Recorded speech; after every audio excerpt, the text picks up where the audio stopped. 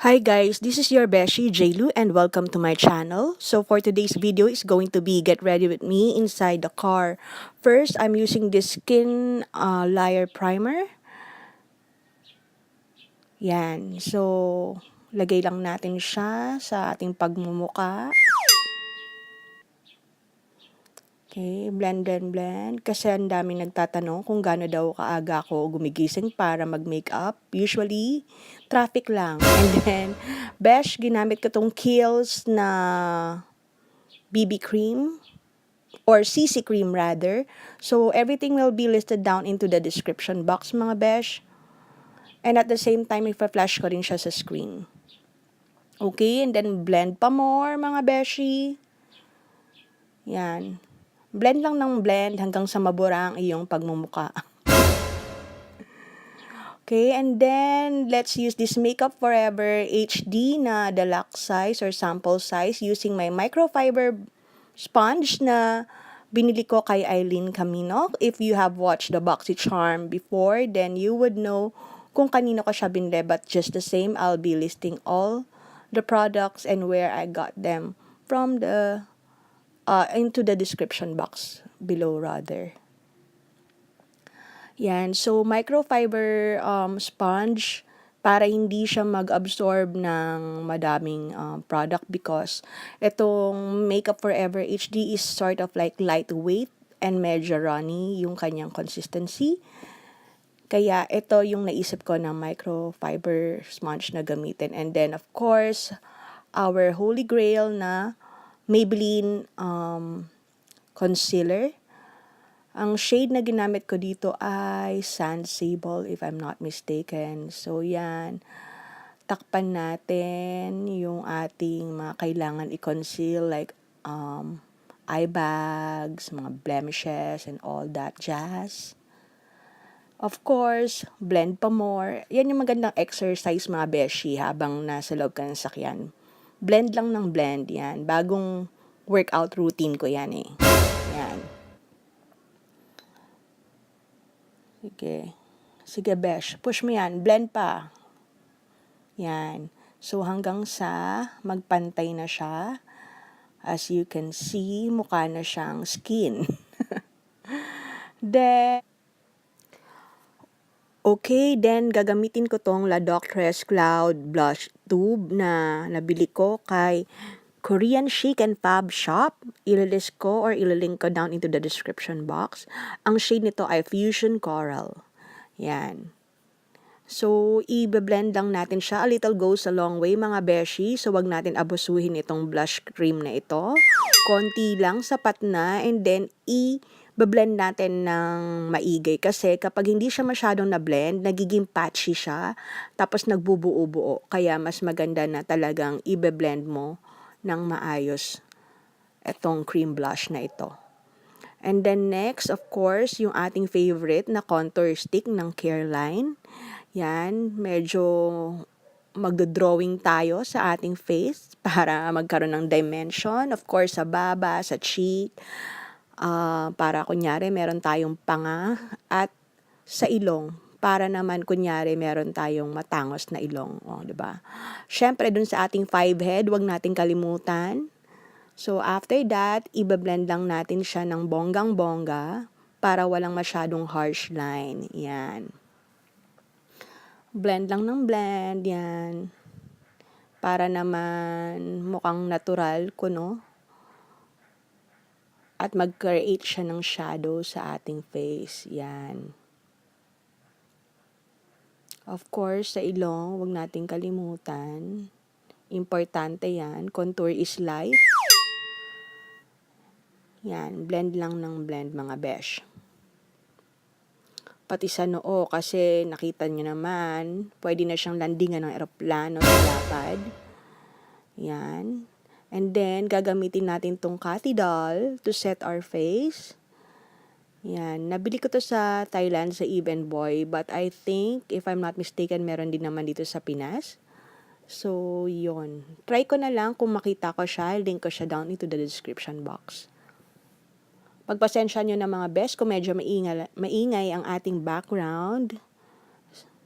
Then, next is gagamitin natin tong Tarte na Park Ave Princess na shade para bumalik yung warmth sa ating face. Kasi since nag-powder tayo, medyo nag-blur yung ating contours and bronzer. So, yan. Balik natin. And then, tayo ay magba-blush. Ang blush na ginamit ko ay itong Benefit na Dandelion. Yan.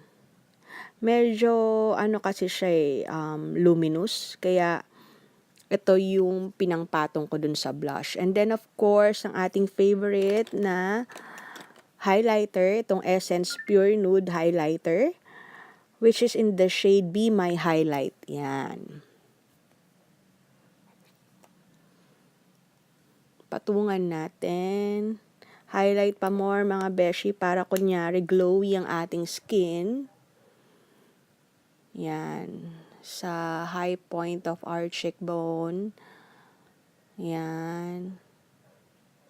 Sa bridge of the nose, sa ating cupid's bow, and sa ating chin. Yan. And then, gagamitin natin tong eyebrow pencil ng Mary Kay. Hindi ko sure kung anong shade niya dahil medyo nauubos ko na siya mga besh. If I'm not mistaken, medyo dark brown ang kanyang shade mga besh. So, yan. Maganda siya.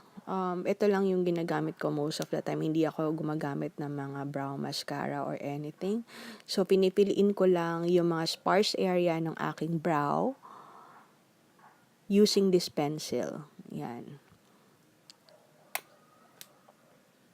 Okay, kilay. Kilay pa more because kilay is life. Yan. So, kapag maayos ng ating kilay, punta na tayo sa ating eyeshadow. Ang gamit ko ay yung Huda Beauty in the shade of Mauve Obsession. Tapos mga besh, ang gagamitin ko na transition shade is yung medyo light brown sa gitna. Tapos ginamit ko as all over the lid muna yung parang cream shade. Then, before I head on to the transition shade. Yan. Tapos, ginamit ko yung parang medyo pinkish coral na shade after my transition shade. Yan. Para mag-deepen up yung crease. Yan. Tapos, dapat itong gagamitin ko is yung parang dark chocolate. Pero nagbagong isip ng lola mo. Doon tayo sa may cranberry shade na dark. Yan. So, yan yung ginamit ko para i-deepen pa yung crease natin. So, yan.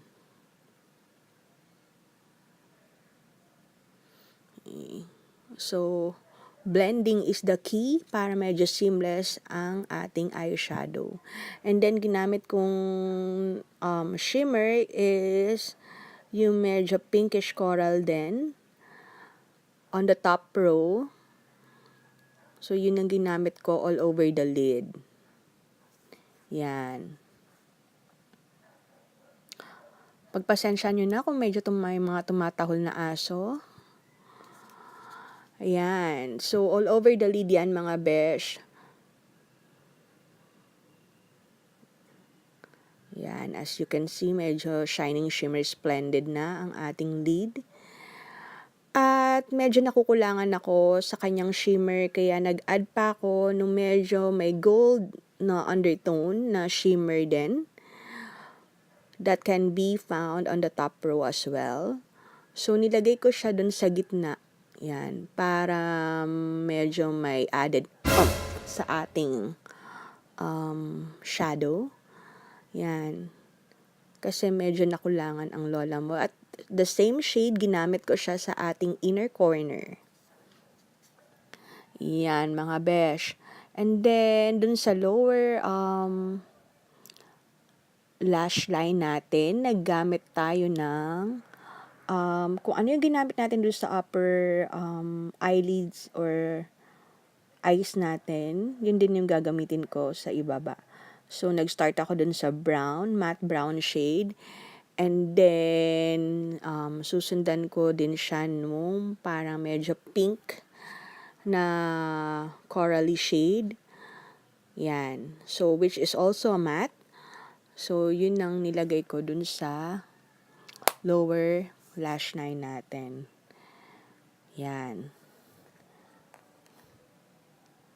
Blend pa more para medyo magmukhang balance yung ating mata. Kasi yung iba mga besh, merong color dun sa eyelids or dun sa eyes nila pero sa lower lash line, minsan hindi sila naglalagay.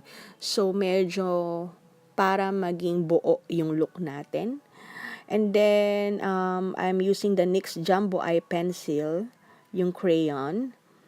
And I think ang shade nito ay milk. So, yung white. So, nilagay ko lang dun sa ito yung ginawa nating pang tight line sa lower lash line. And then, ginamit ko tong Maybelline na black na eyeliner pang tight line sa upper eyelids naman natin, mga besh. Yan. So, kapag ginagawa nyo tong part na to, especially sa mata siya, sisiguraduhin nyo na if you're inside a car, ito yung mga parte na gagawin nyo wherein kapag sobrang traffic and gapang yung pag-usad ninyo para hindi nyo naman matusok ang inyong mga mata. And of course, medyo malakas ang loob ng lola nyo. Nag-wing eyeliner pa tayo using itong Mumuso na Big Eye Flawless Liquid Eyeliner. Yan. So, ito yung mga panahon wherein nakikita ko na sobrang traffic and gapang lang. Kaya ito, naglakas loob tayo mag-eyeliner. Kasi ito yung pinakamahirap na part na gawin when you're doing your makeup inside the car, mga besh. Kasi, syempre, 'di ba, mamaya maganda ka nga, pero bulag ka naman dahil natusok mo iyong mga mata. And then, next, itong Nichido na lip pencil. Yan. And then, hindi ko sure. Ang shade niya ay Rosette. Yan. Ang shade na ating lip liner na Nichido ay Rosette. And then, gumamit ako nitong, pagdas natin mag-lip liner, mga besh, ang ginamit ko ay yung Matte Me na Sleek in Birthday Suit. Yan. Pag medyo in doubt ako kung ano yung magandang lip color dun sa eye look ko, I always go for the safe one, which is yung Birthday Suit nung Matte Me. Actually, medyo nauubos ko na siya, mga besh. Yan, sa dami ng aking lipstick, nakakaubos talaga ang besh niya ng lipstick. And then, of course, wag nating kalimutan ng ating Maybelline na Hyper Curl Volume Express Waterproof Mascara. Yan. Kasi mga besh, hindi ako nakakapagdala ng eyelash curler. So, pagka kasi hyper curl, at the same time, medyo nagka-curl na rin siya ng lash and naglalagay siya ng volume. At the same time, mga besh, ipopromote ko yung eyelash serum ng Etude House. Kaya, bet na bet ko siya kasi nagpapa-lengthen siya ng lashes. And so, kaya nung nag-mascara tayo, medyo kapag pumipikip yung mata natin, nakikita na siya. Nakikita na meron tayong pilik mata. And so, mga besh, this is the finished look. And then, mag-insert na ako ng photo, how it look like. Medyo may konting filter na ito, mga besh. Pero at least maganda siya sa picture. Yan. And I hope you enjoy this video. If you do, please give this video a thumbs up, comment, share, and don't forget to subscribe, mga beshi, para naman ma-notify kayo sa ating mga next video.